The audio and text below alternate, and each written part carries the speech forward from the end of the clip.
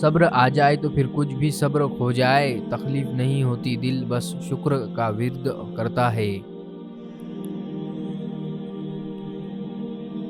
شکر کی توفیق نعمت سے بڑھ کر ہے۔ یہ دنیا ایک دن آپ کے حق میں ہے اور ایک دن مخالف ہے۔ جب حق میں ہو تو شکر ادا کرے اور جب مخالف ہو تو صبر کرے۔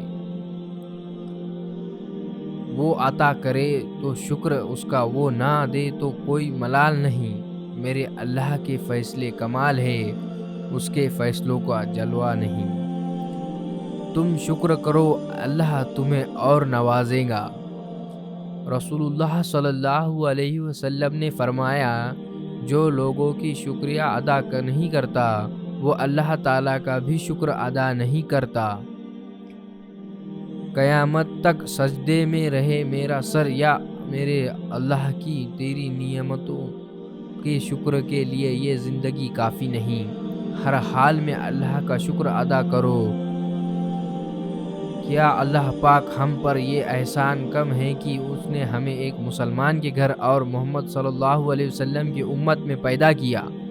جب رزق میں پودے کو شکر کا پانی ملتا رہے تو مفلسی کا خزاں تو بس برائے نام ہوا کرتی ہے۔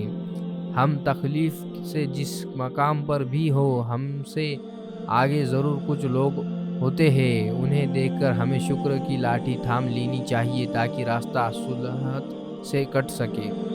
ہر حال میں اللہ کا شکر ادا کرو۔ ہمیشہ یہ سوچ کر زندگی گزارو کہ اللہ نے مجھے بہت کچھ دیا ہے، اگر میرا اللہ مجھے میرے اعمال کے مطابق دیتا تو آج میرے پاس کچھ بھی نہ ہوتا۔ خاموشی کی کتنی زبانیں ہیں، دکھ، ضد، انا، شکر۔ اللہ کا شکر ادا کرنے کے لیے اگر کوئی وجہ درکار ہے تو اپنی چلتی ہوئی نفس پر ہاتھ رکھ لے۔ مایوس وہ ہوتے ہیں جو اللہ پر یقین نہیں رکھتا، اور محروم وہ ہوتے ہیں جو اللہ کی نعمتوں کا شکر ادا نہیں کرتا۔